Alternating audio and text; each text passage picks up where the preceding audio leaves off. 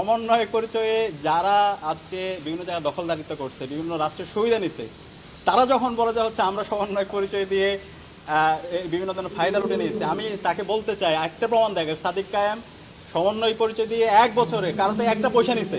আমি চ্যালেঞ্জ করতেছি, সেটা কেউ বলতে পারবে না। আমরা ওই সময় বলেছিলাম আমার এই 1 আগস্ট থেকে যে খুনি হাসিনা থাকছে না, এটা আমাদের কাছে পরিষ্কার। তখন আমরা বলেছিলাম আমরা কোনো সেনা সমর্থিত সরকার মেনে নিব না। ছাত্র জনতা জীবন দিয়েছে, ছাত্র জনতার জীবনের মাধ্যমে আমরা জনতাই এখানে সরকার গঠন করবে এবং এটা রাজপথ থেকে ঘোষণা আসবে, 1 দফার ঘোষণা। এবং সেই সময় আমি প্রায় 30 থেকে 35টা স্টেক হোল্ডারের সাথে আমি কানেক্টেড ছিলাম, যোগাযোগ হচ্ছিল। এবং ওই সময় ওই দিন রাতে যখন 6 সমন্বয়ক আসছে, আসার পরে মাহফুজ আলমের সাথে আমার রাতে দীর্ঘ সময় জুড়ে আমরা আলাপ করছিলাম সরকারের ফরমেশন কী হবে। তখন আমরা জাতীয় সরকারের প্রস্তাবনা দিয়েছিলাম এবং 1 দফা কর্মসূচিটা যে শহীদ মিনারে হবে, পাশাপাশি অসহযোগ আন্দোলন, এই সামগ্রিক প্রস্তাবনাগুলো কী হবে, এইগুলো আমরা তখন সবার সাথে আলাপ করেছিলাম এবং এই সব কিছু পারস্পরিক কোলাবোরেশনের মাধ্যমে হয়েছে। তো এই আলাপগুলো আমরা আমাদের যত জায়গায় গিয়েছি আমরা সব জায়গায় বলেছি, কিন্তু এখন যেই বয়ানগুলো নিয়ে আসা হচ্ছে, এই বয়ানগুলো সত্যিকার অর্থে এটা সবাইকে কষ্ট দিচ্ছে, এর মাধ্যমে একটা বিভাজন তৈরি করছে, সম্পূর্ণ একটা ভিত্তিহীন আলাপ। এবং 19শে জুলাইয়ের পর থেকে 1 আগস্ট পর্যন্ত যখন এই 6 সমন্বয়কদের অনুপস্থিতিতে যখন ইন্টারনেট ব্ল্যাক আউট ছিল, কারফিউ ছিল, এই সময় প্রত্যেকটা দিনে হাজারো হিস্ট্রি আছে। আমরা ওই সময়ে অনেকগুলো স্টেক হোল্ডারের সাথে প্রতিনিয়ত আমরা যোগাযোগ করেছি।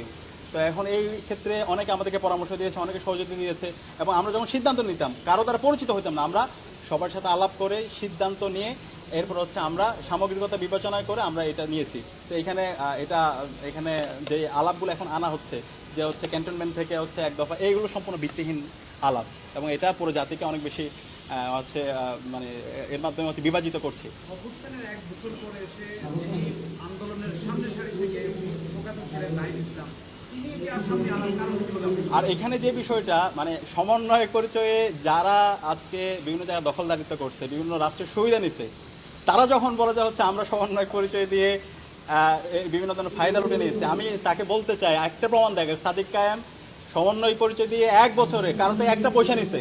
আমি চ্যালেঞ্জ করতেছি, সেটা কেউ বলতে পারবে না। আমরা বলে যে হচ্ছে এই জুলাই আন্দোলনে আমাদের শহীদরা আমাদেরকে রাখতে দেখিয়েছে, তারা জীবন দিয়েছে, তাদের জীবনের মাধ্যমে আজকে আমরা আজাদি পেয়েছি। সুতরাং এই শহীদদের রেখে যাওয়া অসমাপ্ত কাজ, সেটা আঞ্জাম দেওয়া হচ্ছে আমাদের দায়িত্ব।